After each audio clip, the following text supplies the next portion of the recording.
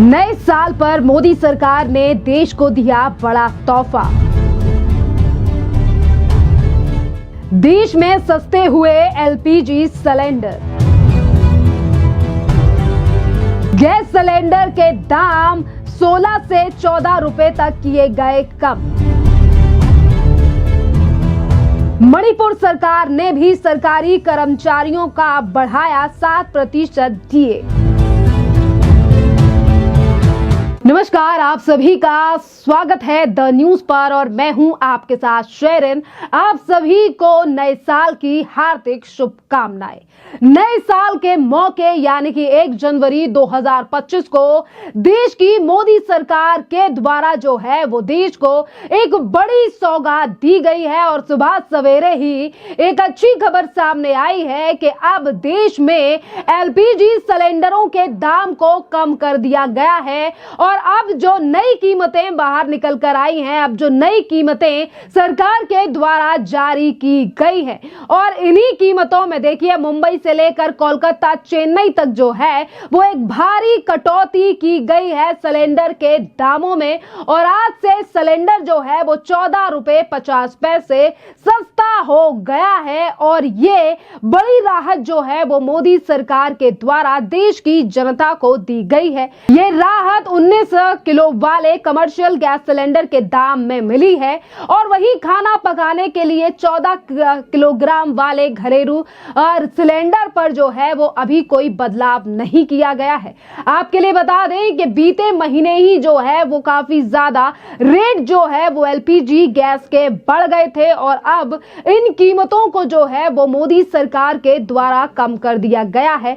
दिल्ली में पहले 19 किलो का कमर्शियल सिलेंडर जो है वो पहले यानी कि काफी ज्यादा महंगा मिल रहा था और अब उसे 1804 रुपए का कर दिया गया है।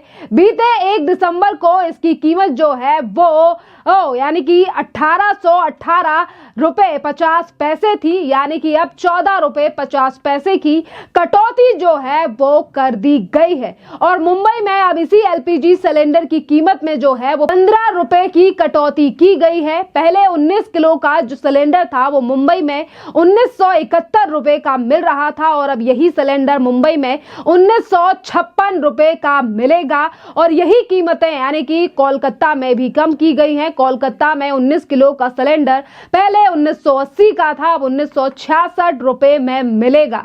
देखिए ये एक बड़ी छूट जो है वो मोदी सरकार के द्वारा आज यानी कि 2025 की शुरुआत के दिन की गई है और इसी के साथ आपके लिए बता दें कि मणिपुर के मुख्यमंत्री एन बीरेन का आज जन्म दिवस है और अपने जन्मदिन के मौके पर उन्होंने सरकार में काम कर रहे सरकारी कर्मचारियों को भी एक बड़ा लाभ दिया है और सरकारी कर्मचारियों का डीए जो है वो 7% बढ़ा दिया गया है, जो कि वहां के सरकारी कर्मचारियों के लिए एक बहुत बड़ा लाभ है। और इसी के दौरान यानी कि एक तरफ नया साल तो वहीं दूसरी तरफ मुख्यमंत्री ने अपने जन्मदिन के दिन जो है ये बड़ा तोहफा सरकारी कर्मचारियों को दिया है। और अब हम आपको बताते हैं कि आज प्रधानमंत्री नरेंद्र मोदी से लेकर देश की राष्ट्रपति द्रौपदी मुर्मू, इसी के साथ राहुल गांधी से लेकर तमाम लोगों ने नव वर्ष की शुभकामनाएं जो हैं वो देश के लिए दी हैं। प्रधानमंत्री नरेंद्र मोदी ने अपने सोशल मीडिया अकाउंट पर पोस्ट करते हुए लिखा है 2025 की शुभकामनाएं। ये सभी के लिए एक नया अवसर, सफलता और अनंत खुशियां लेकर आए। सभी को अद्भुत यानी कि स्वास्थ्य और समृद्धि का आशीर्वाद मिले 2025 में। इसी के साथ राष्ट्रपति द्रौपदी मुर्मू ने अपने सोशल मीडिया अकाउंट यानी कि फॉर्मर ट्विटर पर पोस्ट करते हुए लिखा है कि आप सभी को नव वर्ष की हार्दिक शुभकामनाएं।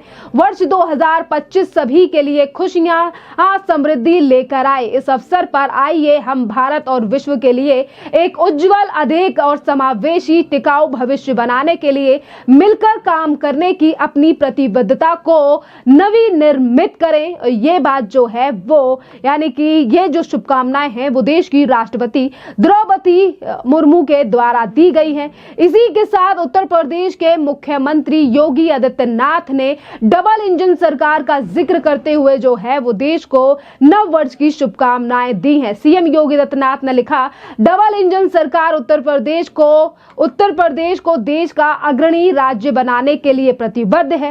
राज्य में संचालित विकास एवं जन कल्याणकारी योजनाओं से प्रदेश की जनता का जीवन स्तर निरंतर बेहतर हो रहा। डबल इंजन की योजनाओं का लाभ गरीब, किसान, नौजवान, महिला सहित समाज के हर वर्ग को प्राप्त हो रहा है।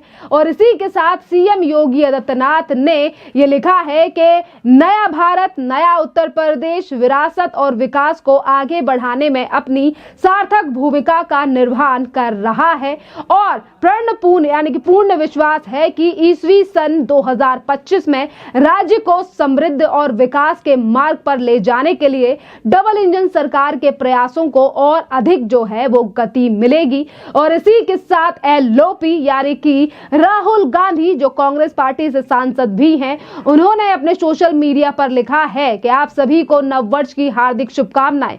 आशा करता हूं ये साल जो है वो आपके जीवन में नव उमंग, नव उल्लास और खुशियां लेकर आए। Wishing you everyone happy new year. ये बात जो है वो राहुल गांधी के द्वारा कही गई है, यानी कि जो विश है वो दी गई है। और इसी के साथ उत्तराखंड के मुख्यमंत्री पुष्कर धामी ने जो है वो लोगों से मिलकर नव वर्ष की शुभकामनाएं दी हैं। सुनिए पुष्कर धामी का बयान और उनके ये तमाम तस्वीरें और वीडियोस जिनमें वो नव वर्ष के मौके पर जो है वो लोगों से मिलते भी दिखाई दे रहे हैं। मैं सभी को नव वर्ष की बहुत शुभकामनाएं देता हूं, सभी प्रदेशवासियों को, और उनका जीवन मंगलमय हो, उनके जीवन में खुशियां आए, उनके जो लक्ष्य हैं वो पूरे हों, भगवान की कृपा बनी रहे।